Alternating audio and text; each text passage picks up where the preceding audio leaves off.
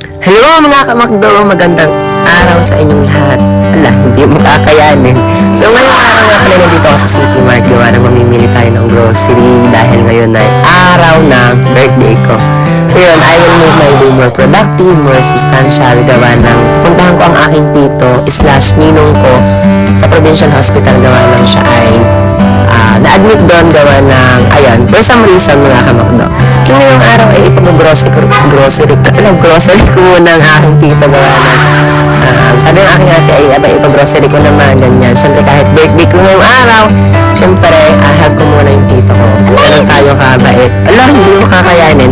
So ngayong araw nga pala ito at namili nga lang din pala ako ng konting grocery lang naman. Hindi naman tayo ganun ka yaman para mag-grocery, So hindi tayo sige nanay na mayaman para bumili ng bonggang-bongga. So ngayong araw nga pala dito, kakapamili ko lang at pagkatapos naman ay bumili na lang din pala ako ng prutas.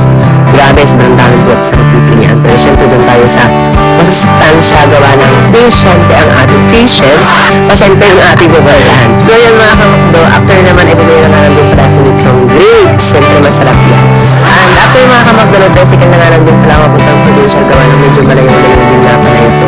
At nagpasundo na nga lang din pala ako dito sa ating hindi ganun katangkadan.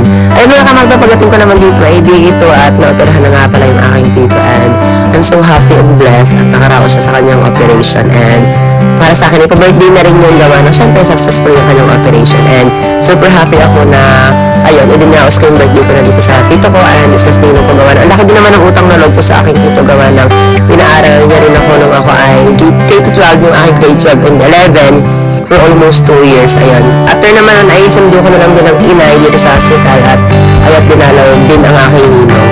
Ayun mga kamakdo, ito yung ganap ng birthday